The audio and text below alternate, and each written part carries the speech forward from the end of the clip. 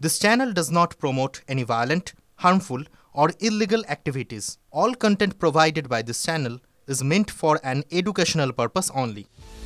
গত 2রা এপ্রিল পারস্পরিক শুল্ক ঘোষণা করেছে আমেরিকার প্রেসিডেন্ট ডোনাল্ড ট্রাম্প। চীন, ইউরোপিয়ান ইউনিয়ন, জাপান, ভারত সহ একাধিক দেশ এই শুল্কের তালিকায় পড়েছে। তবে এর মধ্যে আমাদের দেশ ভারত থেকে রফতানিকৃত ওষুধের উপর কোনো কর বসাননি আমেরিকার প্রেসিডেন্ট। জিডিপির তালিকায় উপরের দিকে দেশগুলোকে নিয়ে আলোচনার মাঝে এবার চাপ পড়েছে আমাদের প্রতিবেশী বাংলাদেশেও। ট্রাম্পের ওই শুল্কের তালিকায় দেখা গিয়েছে আমেরিকা বাংলাদেশের উপর 37% পারস্পরিক কর বসিয়েছে।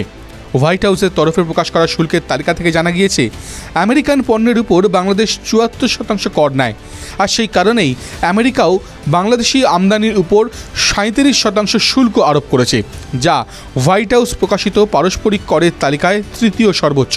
কম্বোডিয়ার উপর 49% ও শ্রীলঙ্কার উপর 44%-এর পরই রয়েছে বাংলাদেশের উপর আরোপিত কর।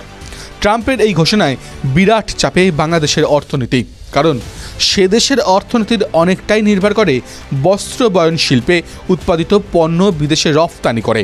আর আমেরিকা সেদিক থেকে দেখলে বাংলাদেশের অন্যতম বড় বাজার। তাছাড়াও আমেরিকান পোশাক সংস্থাগুলো বাংলাদেশের কারখানায় তাদের পণ্য তৈরি করায়।